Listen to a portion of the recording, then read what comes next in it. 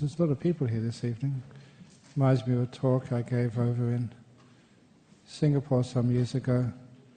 One person came an hour early to get the seat, but she had to go to the toilet.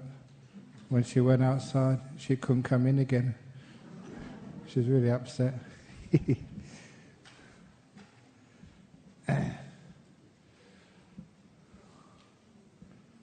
So the next time she came to a talk, I told her to bring one of those things they have in the hospital.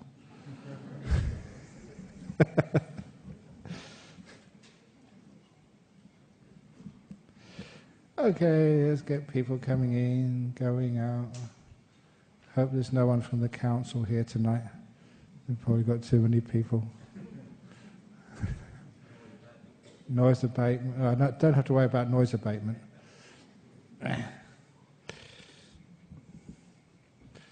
Outside is good. You can still hear outside, and outside you've got natural aircon. So you can still come in the fronts and the sides over there if you wish to. There's always a few places somewhere. Okay, so as many of you know, that for these Friday night talks, I'm very open to getting suggestions. I've already got enough suggestions for the next month, so please no more suggestions for the talk. But one of the people who've looked after our Buddhist Society for a long time, she used to be the editor of our newsletter, she said that her children especially were so afraid of climate change. You know, the fear was something which was taking away their happiness, the ability to enjoy their life. Can I please say something about the Buddhist attitude to climate change? And before you actually go out and just say, oh no, I don't want to hear this again, or those others say, yes, at last, Ajahn Brahmavamso is talking about something to do with the environment. This is a Buddhist attitude towards these things, so it's not going to be what you've heard before. It's just going to give another angle to this problem which people have in life about worrying what to do with the future, especially with something like climate change. And what's the Buddhist attitude towards this? And one thing which, I'm not an environmentalist, I haven't read up on this, I'm not an expert by any means, but one of the things which a Buddhist monk can add to this is just a different perspective. And so in this talk I'm just going to throw out a few more things which you may not have heard before, a few other little attitudes which could bring solutions, and also just to deal with the underlying fear which people have. But first of all, it was one of my friends, colleagues, Ajahn Sujato. He was looking through some of the ancient texts, and he came across this metaphor. It's in one of the Jataka tales about climate change. And it's amazing to see that something which is applicable to our modern world was almost foreseen by someone like the Buddha 2,500 years ago. And also the metaphor is very apt for today's world. And take your mind back 2,500 years ago, and the metaphor was of a group of sailors, and they were actually carpenters. They were running away because they hadn't paid their bills, and just like today. And sometimes sometimes people think that we live in a modern age, but it's great that when you study sort of some of the texts of Buddhism 2,500 years ago in India, it's amazing, it's quite surprising how similar cultures are in a different part of the world and such 25 centuries ago. And for example, one of the little anecdotes which I tell people was that there was one monk who was wandering for alms round, which is what monks do, with their bowl just for food, not for money. If any of you see some of those scallywag monks or scam monks in the city, they are not monks, nothing to do with Buddhism at all. Don't give them any money. Just take photographs of them and tell them that they're going to be in big trouble. Sometimes they say, oh, we can't speak English. They can't speak enough English to ask you for money. So be careful. They're nothing to do with Buddhism. But anyway, this guy was doing the proper thing just for some food, and he walked behind the law courts, where he saw the judges and other people exchanging big wads of money. And that was 2,500 years ago. Don't think that corruption is something new. It's part of our life wherever we go, in whatever country, whatever time. Somehow or other. But this particular story was of some sailors who were running away because they'd done some bad karma, and they'd got shipwrecked, and they managed to find their way to this island where there was this one hermit on the island who'd been shipwrecked a long time ago. And he welcomed all these new guys onto his island. You're not like, some other politicians who don't welcome anyone onto this island called Australia. Welcome this. But he said, look, this island, I've been living here for a long time. I'm very healthy, very happy here. And they use a metaphor of like spirits who were looking after this island. He said, when I first landed here, the spirits welcomed me, and they said, there's enough here for everybody, but you have to have these rules. And the rules were, you don't eat what you needed, and anything which is left over, including your own urine and excrement, please just bury it in a hole so it's not healthy. Please do not despoil the beauty of this little island. And he said, I've been living here for years, keeping these rules, and I'm healthy, happy, there's plenty to eat, plenty to drink, and I live a wonderful life without any health problems or any other problems at all. If you do the same, you'll be welcome. And so for the first few weeks, or a few months, these new arrivals, they did what was asked of them, always being very careful. But after a while, they said, we're getting bored. Why don't we have a party? And so that some of them started getting some fruit from the trees and fermenting it. Others made musical instruments. And when they were ready, they had this big party on the island. They all got drunk, and they all made a big mess. And it really started to upset the spirits who lived on this island. And that was only the start. They asked the spirits told this guy who was there first, tell these people not to do that. They're making a mess of this paradise of an island. But they wouldn't listen. They held party after party. So the spirit told this fellow, he said, look, please build a boat. Build a boat quickly and go out to sea. And he respected these spirits of the island. He built that boat. And he told all the other people, I don't know why I'm building the boat, why I have to go out to sea, but you better come with me. He said, no, why? This is a beautiful island. We're having fun. So he went out alone. And the next day, the big tsunami came and washed over that whole island to kill all those people who despoiled the island and to wash it clean. And that was actually a story of a tsunami in the time of the Buddha. And they said it was just like caused because people did not respect the land and the other spirits who lived on that land and looked after it. It was an interesting metaphor from 2,500 years ago in the Jataka tales. And so, those are the sorts of metaphors which, as a Buddhist monk, we try and, look after. We care for the land in which we live. And one of the reasons why is because we're going to be living on there for a long time. One of the advantages of being a Buddhist, talking about climate control or climate change, is that some of our politicians are now so old, they are not going to be here, when the SHIT hits the fan and the climate really starts to go wrong. You know what I mean. They're already so old. That's why it's the young people who are really concerned about this. However, if you're a real Buddhist and you believe in something like reincarnation, Mr. Tony Abbott is going to come back here. And everybody else, and Mr. George Bush, Obama, everybody else is doing absolutely nothing or not doing enough. They're going to have to live by the consequences. And so straight away, when you have a spirituality which it understands that life doesn't finish at death, then there's a much more responsibility to looking after, the things which we have right now. If you're only renting a house, you don't look after it as much as if you own the house and you're going to be in it for a long, long, long time. So that's one of the reasons why some of the Buddhist attitudes towards climate change is actually to go and some underlying causes why people aren't concerned enough. And the reason is because we don't see a long term, because we don't think we have a long term. One of the biggest problems is something I said a couple of talks ago, the materialistic attitude which we have, and I don't mean to things, I mean to the body and mind, thinking we're just this mind is part of the brain, and so when the brain dies and you're gone, finished, kaput, and there's no consequences for you, that has had huge consequences for things like climate change.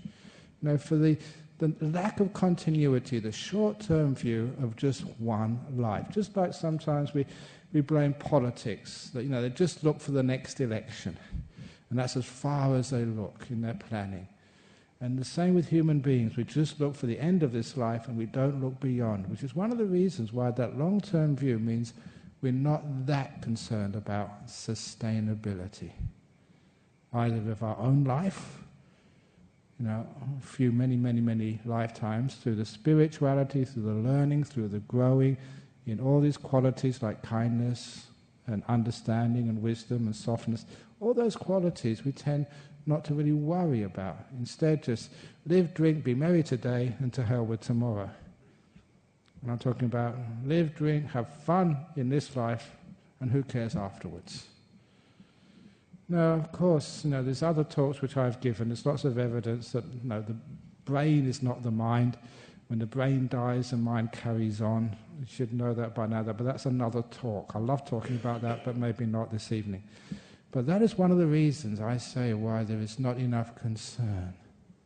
And we all know that if there was concern, you know, about things like climate change, if there was concern about like violence in Northbridge, that's our entertainment district, if we were concerned about corruption, we can do it.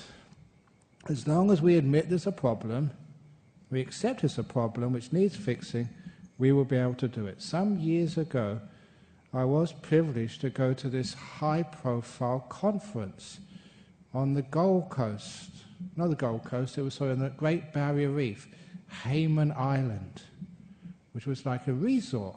So when I got the invitations, I'd never been there before, I asked people, what is this place? And some of the very wealthy people who come here says, even I have not been able to go there. That's really exclusive. So, you know, as a Buddhist monk who lives very simply, I only go to exclusive places.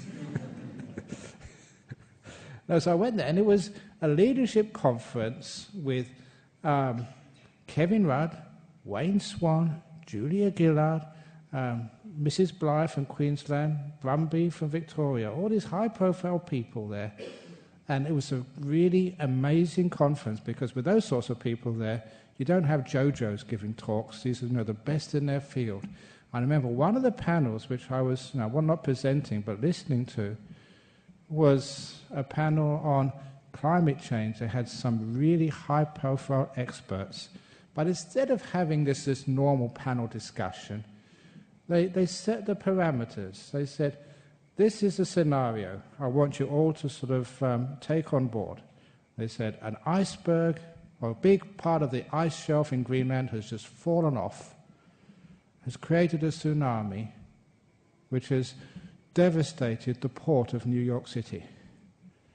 And that is actually quite a reasonable scenario. That can happen. Unlikely, but it's possible. And they said there was so much destruction that the world governments have decided they have to do something. And in 1 year, they managed to take the carbon dioxide emissions down to zero. They've done that. Now, work backwards. How did that happen? How did we get, not sort of thinking from here to zero, we are at zero. Now, how did that happen? Work backwards. It was a wonderful little way of solving problems. Instead of, I'm in this big problem, how do I get out of this? Imagine you have got out of it. How did you do it? It actually works backwards rather than working forward, and it's a very good way of finding solutions. And all these incredibly wise and informed scientists were saying, yeah, this is how it happened. What they were saying, it is possible, it always will be possible. At any time. It's just the political will to do that, the wanting to do it. As I remember, Ajahn, years and years ago, I'm quoting Ajahn Sudarta, who's be back in a couple of weeks giving the talk here on a Friday night. He was in a conference with me and he said the main problem of climate control and many other problems in our life is desire. And that's also the solution, the desire. The desire to have, to possess, to control, that's caused a problem in the first place. But the desire to fix it can solve it.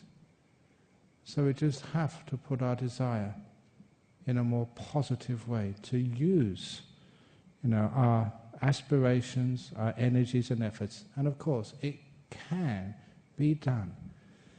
So the solutions are there. And this was a very high-profile conference.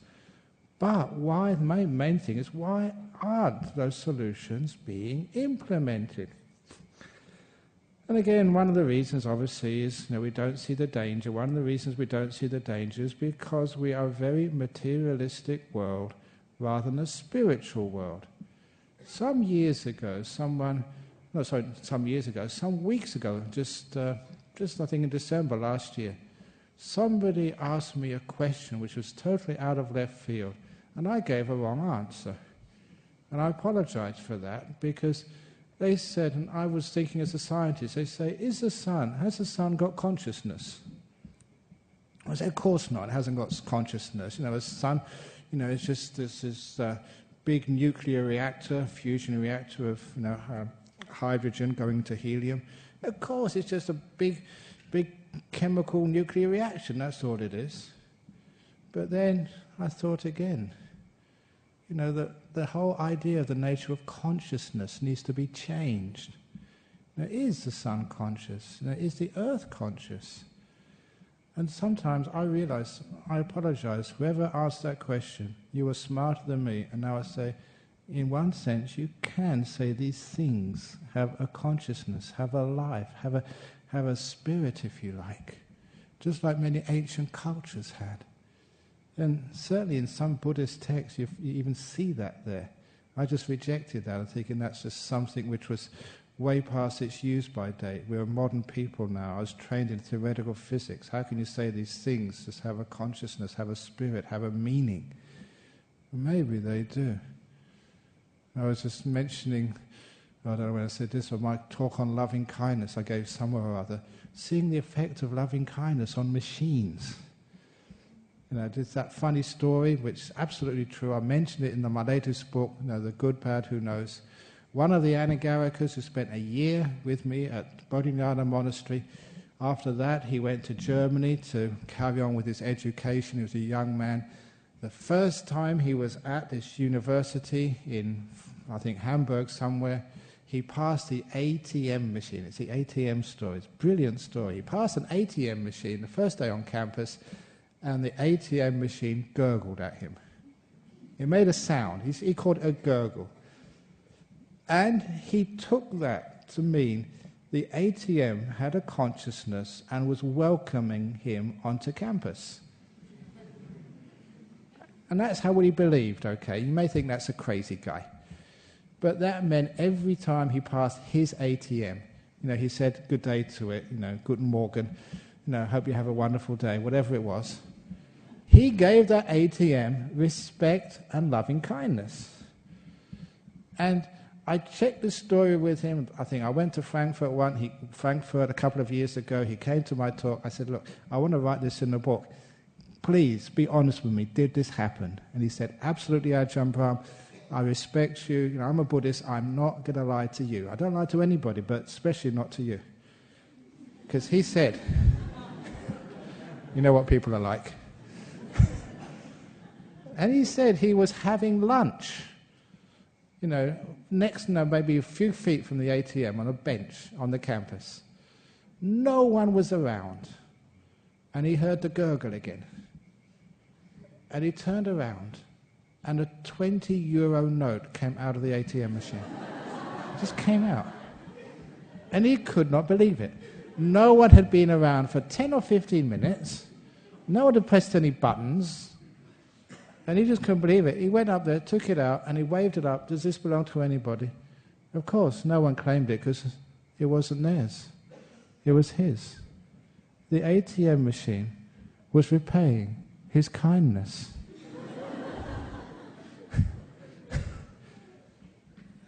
That is actually a true story. Now, how can that happen? Now, don't go to the ATM machines tonight and say, nice ATM machines, nice, I really love you. May you never run out of electricity. May no one rob you or blow you up. Come on, cough up. That doesn't work. But, can a machine have some sort of consciousness? Can it have kindness? Maybe you just need to expand your mind a bit, and maybe it does. And so this whole idea of other things, having... I actually practiced that a few times. My cement mixer, which I had for years and years, sometimes no one else could make it work. They're pulling the string, it never works. So get out of the way. I'd actually stroke. Come on. And I'd pull it. First time, would always work. I could always do that.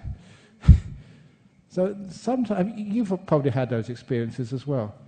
And if, like a machine, like a cement mixer, can respond to your kindness, planet Earth, that whole idea of that Gaia hypothesis, which I admit I poo-pooed for many years, maybe there is something to it. Maybe if we do consider, this land in which we live, we're not as an inanimate thing, but something which is got some sort of consciousness. Maybe we take better care of it.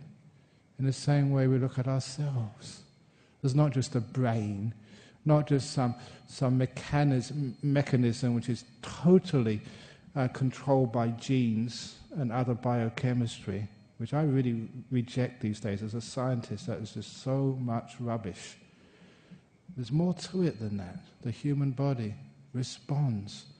That's why I've been there, miracle cures, cancer's just disappearing amazingly. Why? No one can explain that. They call it anomalies in science, but it happens.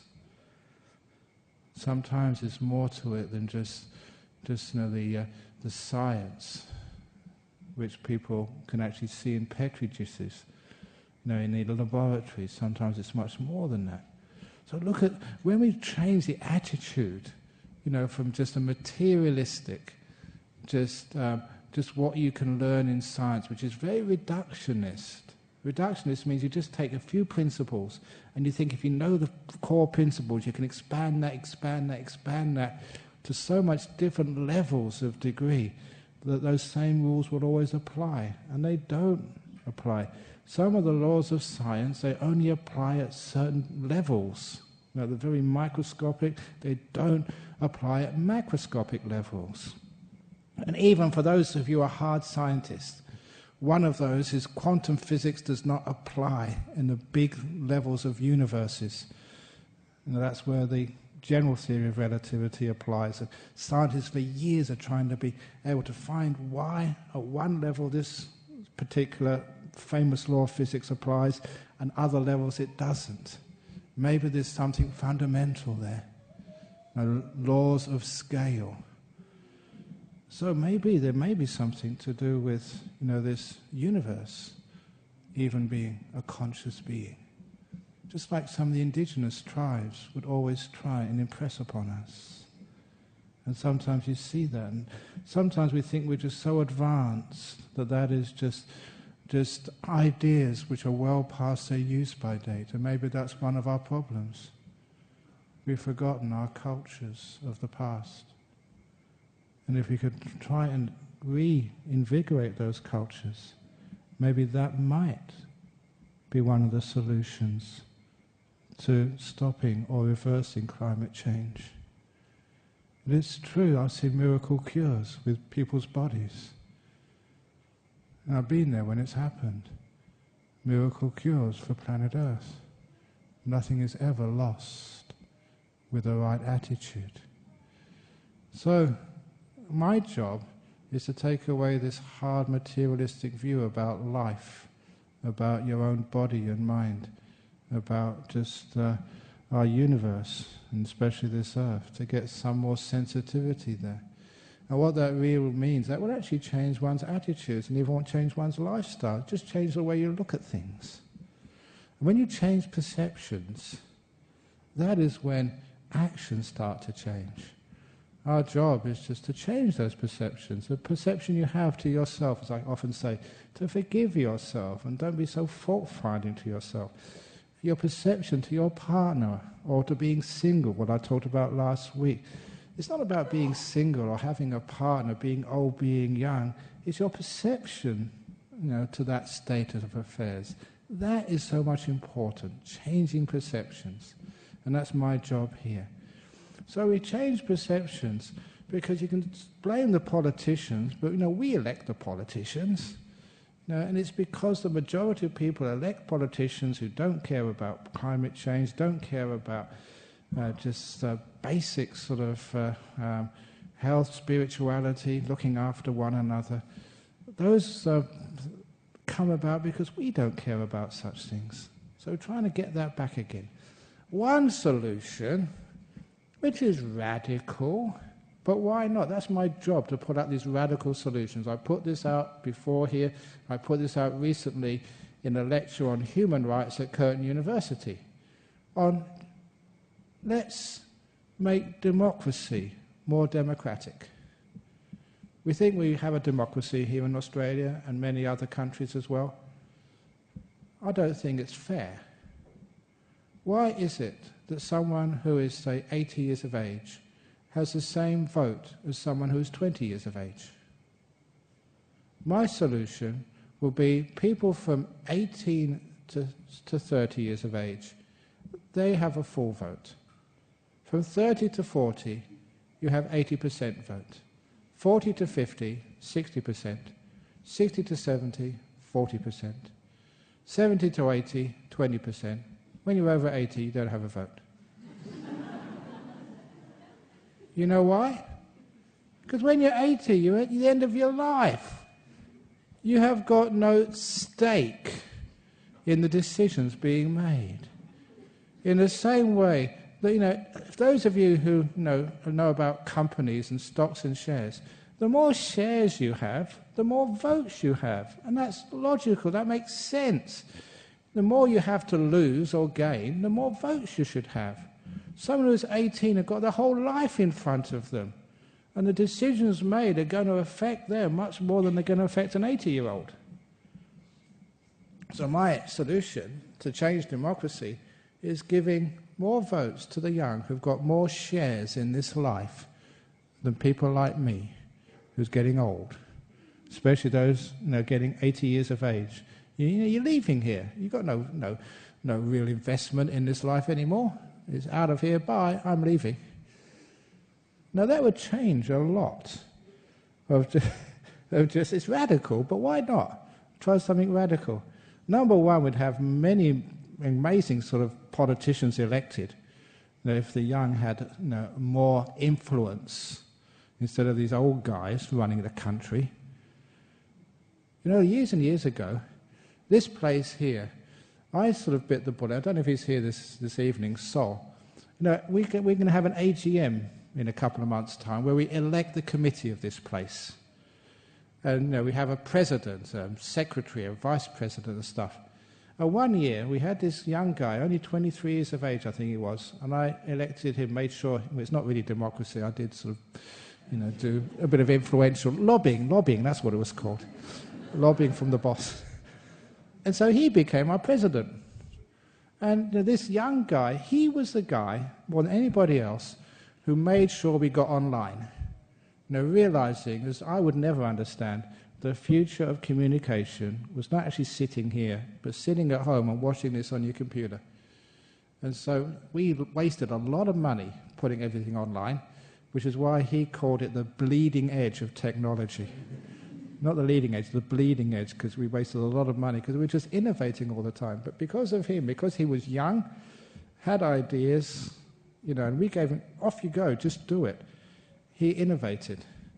How on earth can we have innovation when most of the people in cabinets throughout our world are at least 50, usually more than that? They haven't got the view and the commitment to the future, which young people have. So why not try something like that? Revolutionary, but why not? And then what happens is it skews the politics to those people who have more investments in this thing we call life. And so they'll look at things in a different way. And sometimes that might affect even things like climate change. And how does it affect the climate change? Look, quite frankly, we have too many kids. We should have the government sponsoring more monks and more nuns. It's obvious, because when we lessen the population, we need less water, we need less electricity, we don't need these big power stations all over the world, we don't need so many cars and bigger roads which are just consuming so much energy for the place. So we have just more monks and nuns, and the government gives a subsidy for every monk and every nun because we don't produce kids. We are environmentally gold standard.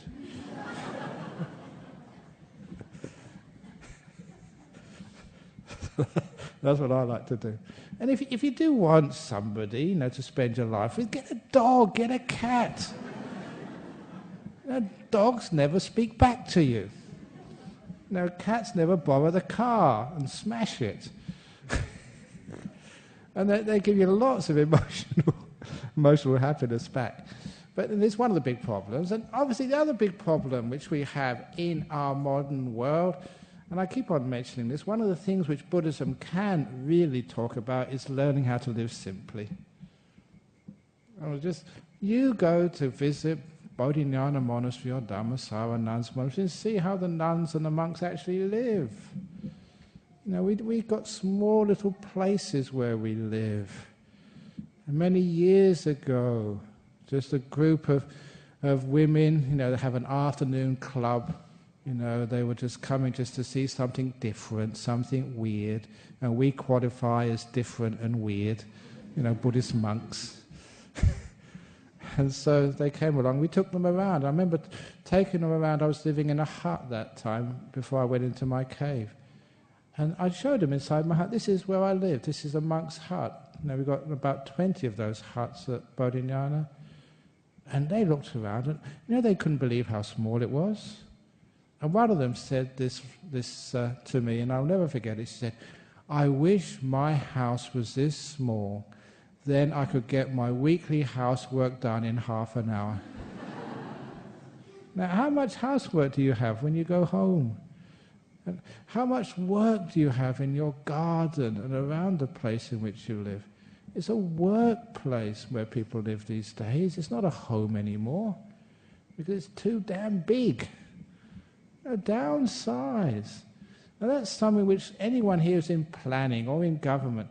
Can't we have better planning regulations so that small houses are permitted? We have a hard time when we take plans for a monk's hut to the shire. So you can't do this. Where's the toilet? Where's the shower? Where's the kitchen? So we don't have a kitchen. We go to toilet in the bush. We dig a hole. And that's the most environmentally best way to dispose of things. And then you plant a tree on when it's full. You don't have to have all these pipes and all this other stuff which goes wrong. And we have a shared kitchen, that's all we need.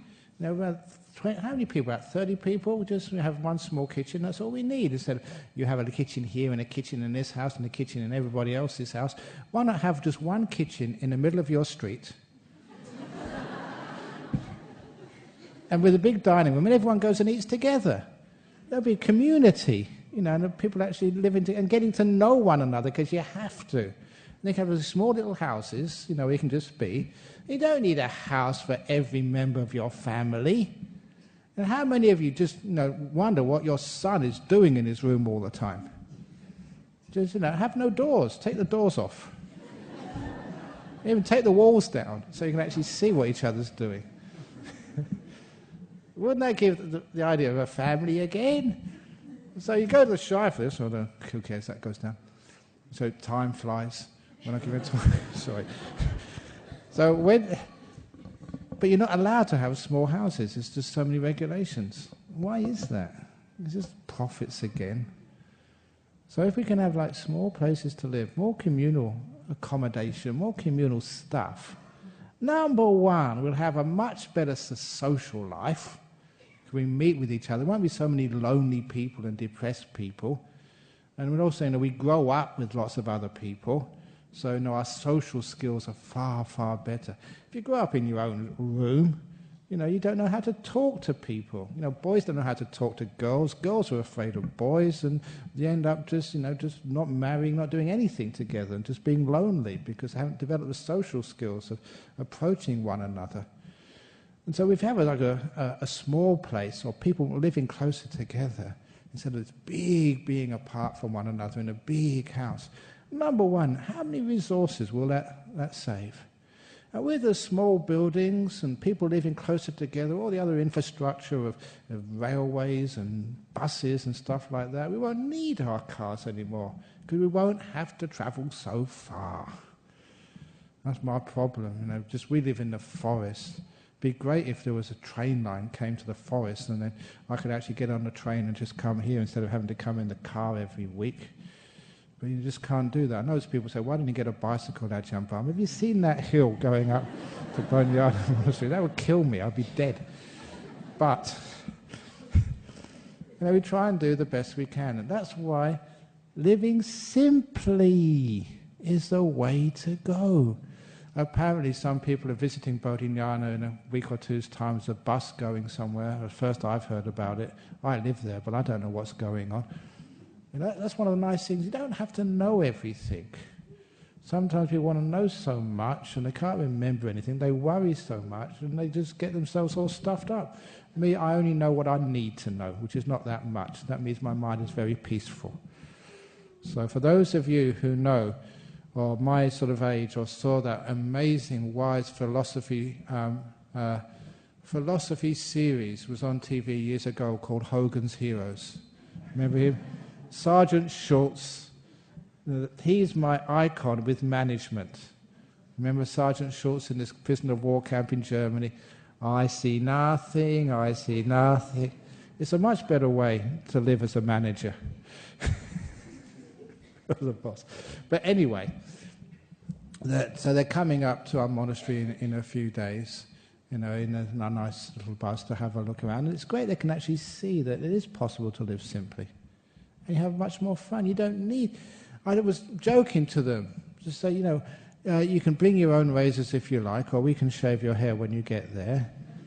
Because, and isn't it wonderful having no hair? You don't have to worry so much about, having to go to the hairdressers and all that fuel you waste, goes up into the environment and cutting your hair. Just shave it off. It's so much easier. Number one, you are sexier. That's what people say. I don't believe it. Just like Bruce Willis. And it means you don't have a bad hair day. You don't have to worry about dyeing your hair when you get old. I don't dye my hair, because it's great. So whatever it is, anything you can do to keep things simple, why not? You have much more fun, much more time, which is the most important thing with our modern world. We just hardly got any time left at all for each other. The reason is, of course, we're doing too much. We've got too much to do. So keep things simple and you can retire early. I retired at 23. Now that's an important part of actually looking after our planet, learning how to live simply and learning actually to care so we don't leave such a footprint on whatever we do. So those are some of the things about climate change, but one of the biggest things which this lady was saying, her kids are so afraid of what might happen. That's why, as a mother, she wants to make sure that her kids can live a beautiful life. to enjoy what she enjoyed. And maybe just enjoy more than she enjoyed without any problems. But one of the biggest problems is fear itself. Because, as I said to a person earlier, it's such a common problem for our modern world. We look into the future always with a negative mind, always thinking of what might go wrong, rather than changing the attitude around and looking into the future and thinking what might go right. And it's amazing when you start to think of what might go right, you have much better solutions. Ideas come up. When you have negativity, the mind is not creative at all. It gets depressed, it loses energy, motivation, it loses its spark. It's one of the reasons why that particular method of solving solutions, which I was learnt in Hayman Island, you've got the solution. How did you get it? Not here I am with the problem, how am I going to solve the problem? You don't think, how am I going to solve the problem? You think, how did I arrive at the solution? It's a totally different ball game. And it's amazing what happens. That's a positive mind. Fear is, I've got a problem. How am I going to solve this? The positive mind is, there's a solution. Where did it come from? You can see it's a totally different way of looking at life. And you can apply that to so many other parts of your life. You've got cancer, you've just got divorced, you've lost your job or whatever. Don't get depressed. I've lost my job. How am I going to find another one? Imagine you've got a job. How did I get that? Then you find other solutions in life. And that's a great way of trying to have this positive mind so we don't get lost in fear. Fear is what cripples us. Just like some polio used to cripple children in the old days. It cripples our mind, it cripples our creativity, it cripples our ability just to tell stupid jokes, like I told last week. Most people say, how can you tell naughty jokes like that? Aren't you afraid? I say, no, I'm not afraid of anything. I always have such a positive mind, no matter what happens, it's always good. That's why climate change. If the sea level rises, then Bodhinyana Monastery will be by the beach.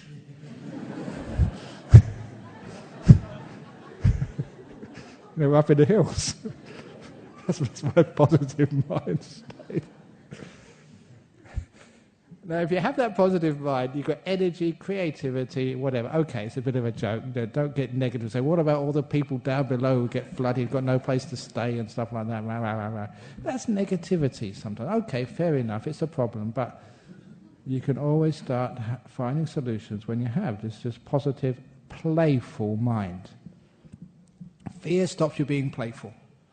Fear just keeps you trapped, in anxiety, which is one of the reasons why, to have creativity, to have ideas, to have solutions come up, you have to put aside all your fear. And that is what's stopping you finding solutions. It's what's making the problem's worse. So playfulness is one of the antidotes to fear.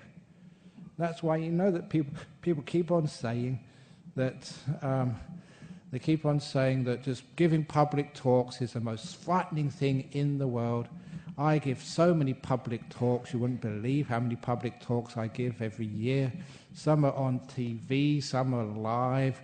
And do you think I'm afraid when I give public talks? Do I look like I'm nervous when I give? I'm not nervous because I'm playful. If you're playful, that's the antidote to fear. And being playful means you get new ideas. You can create things. You can be inspired by playfulness. That's why some of the things I say here, just where did that one come from? I never thought that out. So being playful with the environmental problems. Don't be so damn serious. Well, I've got to be serious. The world's going to end. Yes, I know, but be playful. And then it's likely to last much longer.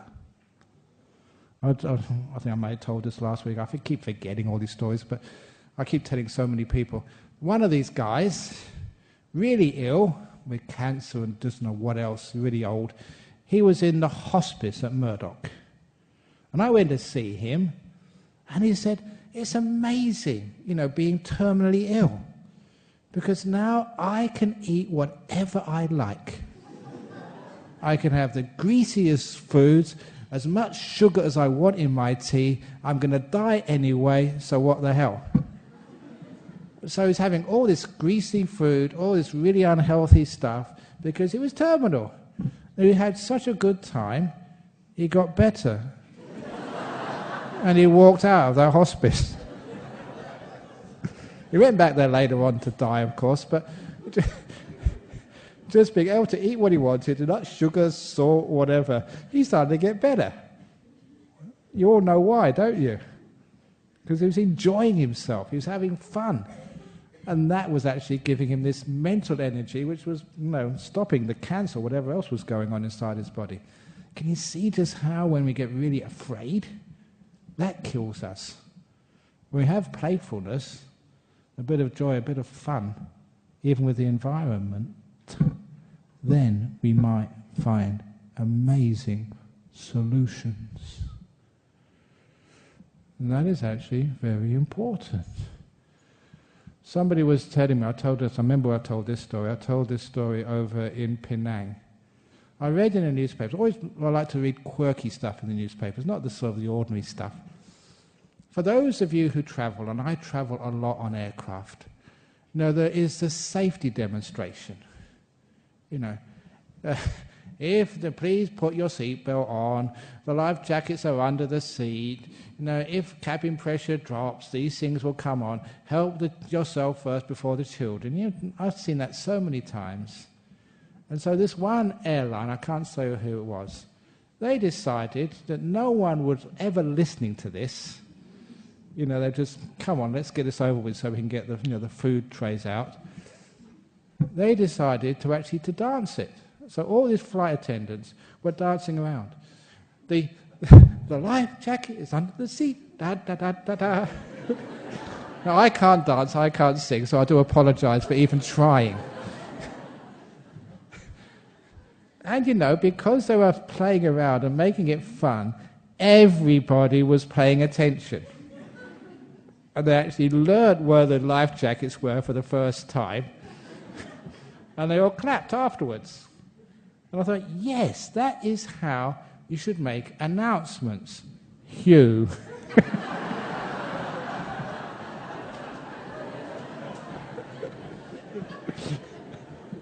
You can try for next week. But you can understand when it's playful, you innovate, people pay attention, it works. So look, please, whoever asked that question, please tell your kids to be more playful, not be so much afraid. The playfulness, not only are you enjoying this life while it's still here, but also you're extending it, like that gentleman in the hospice in Murdoch. You're getting ideas, innovating, seeing different ways of looking at things when you're playful. I was told that in the Cavendish laboratory in Cambridge, where I was doing physics. They said, play with all these machines, because that's where you find these great discoveries. Don't think in a straight line. So being playful with regard to climate change, you'll find solutions. Solutions are there. And also, learn how to think backwards. Solution is there, let's find out why. And also, for goodness sake, can we just get some younger people in power? People who've got more investment in this life. And at very least, have a bit more spirituality and less materialism. And I don't mean things, I mean this materialistic philosophy of the brain is the be-all and end-all of this thing we call a human being. Have a spirituality, more than the brain. Consciousness, the thing which drives you, your emotions. How can you call love something coming from a brain? So, if you've got a kid and they come up to you as soon as you go home and give you a big hug, is that just some gene in the body which has evolved over many sort of lifetimes just to protect them and survival of the fittest? Come on, I don't think any neuroscientist would ever sort of believe that if that was their kid. Please be honest to life, not just honest to theories. And then when we have that as a basis for our worldview, I think we're very easy to care for this earth. Just as you care for ATMs. And the earth will give you. So that's just a few interesting, maybe out of left field, what you haven't heard before, Buddhist ideas on climate control. Not the whole story at all. There's plenty more, but it gives you some insight into how we can solve one of these problems and how we can also solve many other problems in our world. Thank you for listening.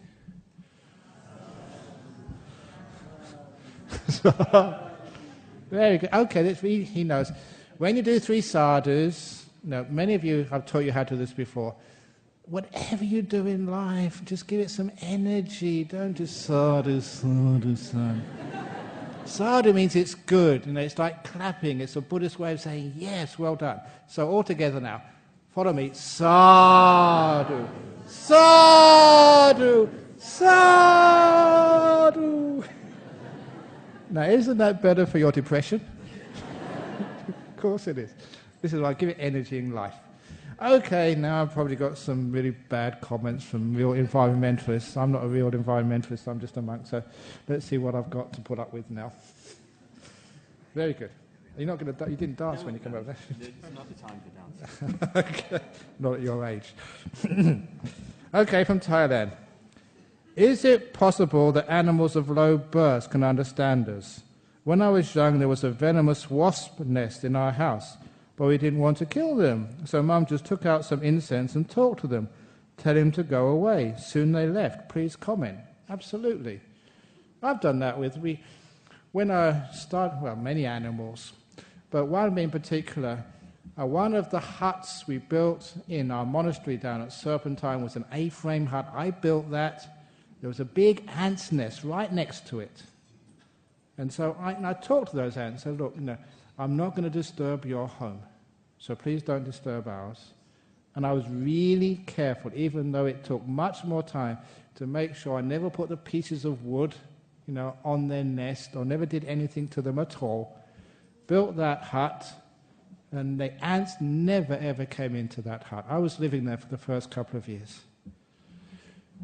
After 3 or 4 years, someone drove over that nest with a tractor. And then they started coming in. And it was just so obvious to me. You look after these, ants are very intelligent. One of our Anagarikas, these are 10 preceptors, he gave them a test. The ant's nest they have in Australia? He put a sugar cube on top of the nest. Now that's food. And the ants like that. He wondered, what are they going to do with this sugar cube? Now, are they going to sort of tear it apart so they can get it into their nest? You know what they did? The solution? Great engineers, ants. They excavated from underneath. And day by day, this sugar cube got lowered, lowered, lowered, lowered, lowered, lowered, until when it was just underneath, they covered it up. Exactly the same way the Viet Cong, when they captured American tanks while they put them underground, they did it the same way, without big materials at all. That was an incredibly intelligent solution to a problem these ants had never faced, ever in their evolution. They knew what to do. So these animals are highly intelligent. And you maybe have your own stories about that, but yes, you can actually talk to these beings. Like you can talk to an ATM. From Singapore. Hi Ajahn, what's your advice for countries like Europe, Japan, China and Singapore, where the percentage of old people is growing and there are worries there's not enough young people to support them? What do you mean, supporting them? If people can live quite simple lives, they don't need much support. Of course, one of the reasons that they think they need support is because we live in separate homes. Village in Thailand, where I grew up in as a monk, it was great to see those houses had about 15 or 20 people in them at all times. Great-grandparents, grandparents, uncles, aunts, brothers and sisters and little children, the whole range of ages just in one house. And it worked. In the rice season when they had to plant and harvest, all the able people, maybe the young grandparents and parents and brothers and sisters, they'd be all out in the fields. Everybody was needed. And the very old and the very young would stay at home. The very old would look after the very young, or sometimes the very young looking after the very old. Everyone had a place. And you all know just how wonderful it is when you're really young, having your grandparents around. Grandparents are just, you love each other to bits. You know, the grandparents spoil you. You know, my grandma, whenever you wanted chips, you come to my house, I'll give you any time of the day. I don't care if it's healthy or not healthy. If you want chips, you have chips. I love my grandma for that. And you have similar stories. Grandparents are really cool. Because mothers, they tell you what to eat and what to do and all sorts of stuff. But, you know, grandparents, no, they spoil you. That's their job. And that's the same with the kids' love. So when you have everybody together, it's incredible warmth. And one of the memories, I can see it now. First year I was in Thailand. It was in 1974, I think. You were out that time. Going into the village in the evening to do a ceremony. No electricity in a remote village. But seeing every house, there was a platform which was raised above the ground, the water buffalo were underneath, the people at the top. Sri Lanka, you probably remember those times when you were very young. Whole family of 15, 20, 30 people, so many generations in the same house. No TV, no radio, no sort of iPods. They were actually in a semicircle, and there was just one small oil lamp. They would use the top of a toothpaste tube, and they'd put some rag through that. That was a wick. Incredible recycling. And they'd be telling stories to each other. Every evening, grandparents, uncles, kids, they must have heard those stories so many times. They always laughed at them. They knew the punchline, they knew it was coming, and they couldn't hold themselves. But they were together every evening of every day of the year of their lives. And when I saw that, I realized what I'd missed growing up. They had really, really strong family ties in those days. And that was just so beautiful to see. So, not enough young people to look after the old, not enough old people to look after the young. What are you talking about? It's only because we live in separate houses. Because we separate, we don't have time. That's the problem. Why don't we have time? Because we need the money to buy the separate houses. My friend have a motto, you only live once. Ha ha. You don't only live once. That's absolutely stupid. One person said, to live once would be such a miracle. If you can live once, why not live twice, 3 times? Things don't just happen by themselves, not just once. It always keeps on coming back again. You don't have one day. The sun's going to rise tomorrow. You're not going to have just one hot day this summer. Tomorrow you're going to have another hot day, or a hot day next year. The whole of life goes around in cycles. The spheres revolve. Moon's going around Earth. Earth's go around solar systems. Solar systems go around the Milky Way. And the Milky Ways go around the local group of galaxies. It's always going round and round. And even universes get reincarnated. That's modern science. This is not the first Big Bang. There have been universes before, there have been universes afterwards. To think that somehow we're special, we only live once and that's all, that's the most crazy idea I've ever heard of. Old days we never had that. The Greeks all believed in reincarnation. Pythagoras, Socrates, they were all into it. Read Plato's Republic, the last chapter all about reincarnation. And that was just Western culture, to have reincarnation. The trouble is, when you have reincarnation, you lose a lot of power over people. In one life, you have much more power over them. Controlling governments would hate it if you're going to live again. It's a power trip. That's my theory anyway. So you don't only live once. There's so many people. He's not here today, but I keep on saying about him, he was regressed, by one of our members here, the hypnotic regression. He remembered his past life. 150 years ago, he came to Perth as a person in the British Navy. And he stayed here. He worked in the old Fremantle jail for 1 year. And then he got an agricultural grant in Plantagenet region, around Mount Barker somewhere. He built his own stone house. He lived to 78 years of age. He married, had kids. He even knows where his gravestone was. And he comes most Fridays to Dhammaloka Centre. You remember, and it all matches. It's there, it's true. And it's amazing. There's so many cases like that. And if one person gets reborn, that'd be very weird if one does and no one else does.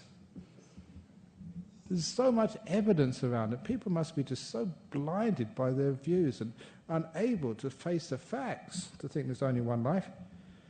So if your friends have a motto, you only live once, you say, when you come back again, I'm going to tell you, I told you so. They should just enjoy life. If it's only one, this is a problem here.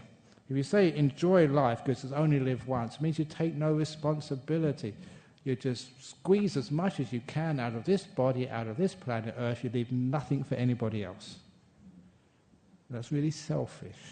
That's why this is one of the reasons why we have problems with climate change, why we have problems with just looking after the economy rather than looking after people. Just why things matter more than just qualities like love and kindness and family and stuff. It's because we become far too materialistic, because we think this is our one and only life. Squeeze as much out of it as possibly can. If I don't get caught, great. And that's one of the big problems in our modern world. Spiritual, I don't care whether it's Christianity or trouble with some things. You only live once and you go to heaven or hell. Come back here, for goodness sake. Face the mess which you made. I think that's really fair. And if people do that, I always say that Mr. Bush, the second Mr. Bush, he's going to get reincarnated in Iraq. Isn't that fair? And as for, Mr. Abbott, he'll get reincarnated either in Christmas Island or more likely in Indonesia.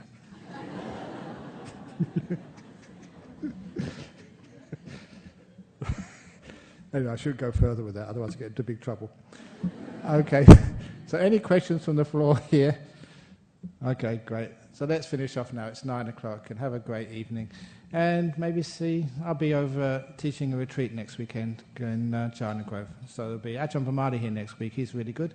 And Ajahn Sujata the week afterwards.